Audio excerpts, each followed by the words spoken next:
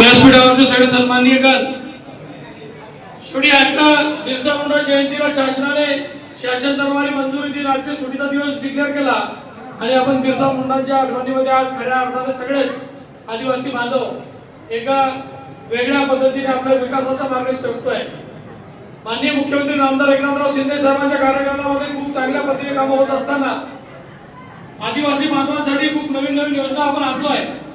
शबरीच्या माध्यमातून खूप मोठ्या प्रमाणामध्ये योजना आपल्या बांधवांसाठी आपण देत असताना शहर असेल ग्रामीण भागातील प्रत्येक ठिकाणी त्या पद्धतीने पुढे जातोय।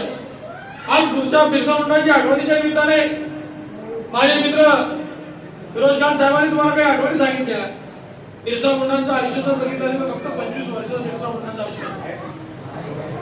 15 नोव्हेंबर 1875 ला जन्म झाला, अवघ्या 25व्या वर्षी बिरसा मुंडांनी संघर्ष करत इंग्रजांच्या विरोधामध्ये एक स्वतःची लढाई उभी करून स्वतःचं आयुष्य खर्ची घालतात, या समाजावर खर्ची घालतात। खऱ्या अर्थाने त्यांच्या आठवणीमुळे आपण पुढे जात असताना, या समाजाला पुढे घेऊन जात असताना त्या मुक्ताईनगर तालुक्यातल्या गावखेड्यामध्ये करत असताना मी पावरी वाड्यात आलो।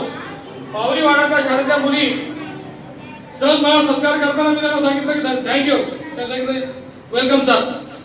म्हणजे आज पावरी वाड्यामध्ये अतिशय ज्यांना बिरसा मुंडांना त्यांची मुलं हे अद्याप शिक्षण घेताना ते पाहिले पाहिजे होते, जे चांगलं शिक्षण घेतील, पुढे येतील, पुढाऱ्याने समाधीत राहतील, आदिवासींना सगळे हक्क मिळतील, अशा पद्धतीचं त्यांचं समाजाचं स्वप्न होतं, त्या खऱ्या अर्थाने पूर्ण होताना दिसतंय।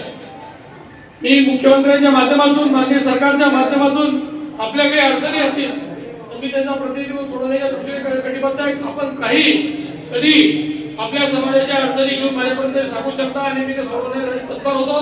तत्पर आहे मी नव्हे तर माझी सगळी टीम किंवा समाजाचे अध्यक्ष असतील, सगळे समाजाचे सदस्य असतील, यांची अडचणी सोडवण्यासाठी आम्ही कालही तयार होतो, आजही उद्याही आहे।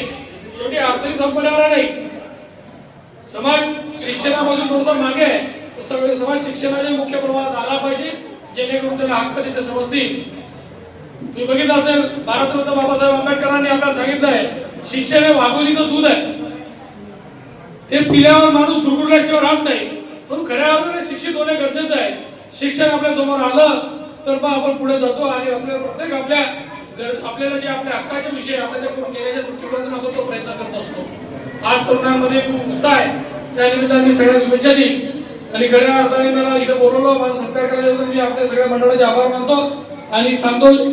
आपल्या घरामध्ये आदिवासी